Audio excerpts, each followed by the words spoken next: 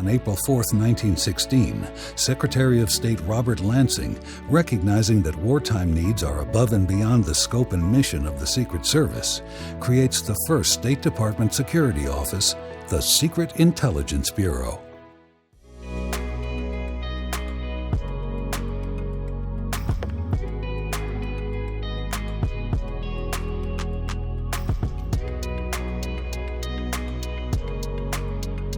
Secretary of State Lansing realized that he needed someone to help secure our equities in the Foreign Service and the State Department, and to be a part of what was our responsibility in ensuring that foreign diplomats were appropriately protected.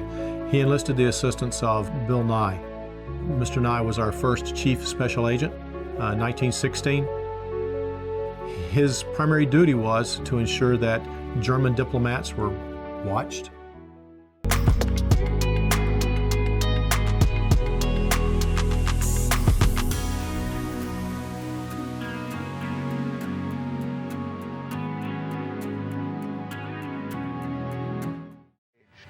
The Inman Commission, with Bobby Ray Inman as chairman, was thus born in late 1984.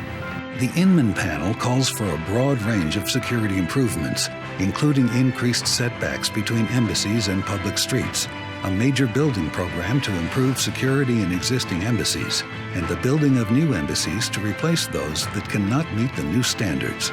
A direct result is the creation of the Bureau of Diplomatic Security and the Diplomatic Security Service within the U.S. State Department.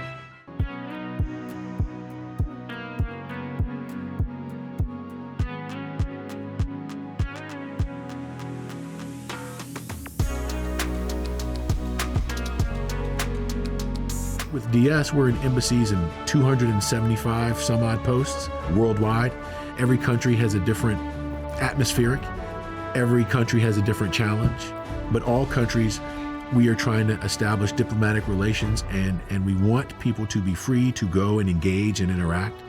And how do we permit them to do what needs to get done while protecting them against what we are afraid of? I think that's the challenge that we face.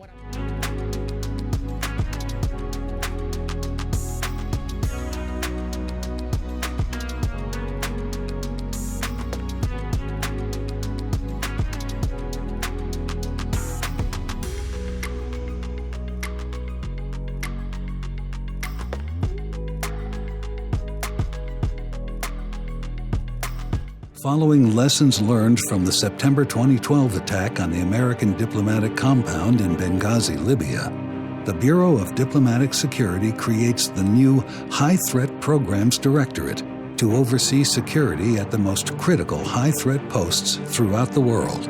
What that meant was those posts, which were now part of a new directorate, the High Threat Programs, would get extra focus, much more expeditious resources, whether it's personnel, funding, whatever the case may be.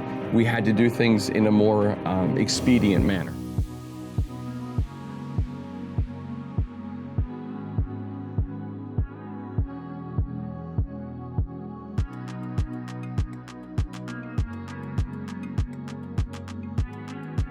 We're concerned about tax fraud, misuse of Social Security benefits, all types of things that really get into complex cases.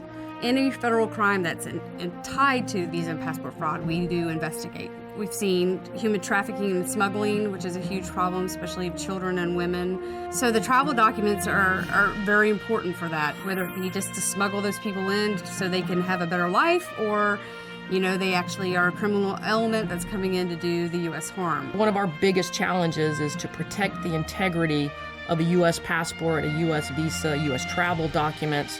The U.S. passport is the most coveted travel document in the world. Same thing, too, with the U.S. visa. They're very important documents, and their integrity and protecting their integrity is very important and a big mission for DS.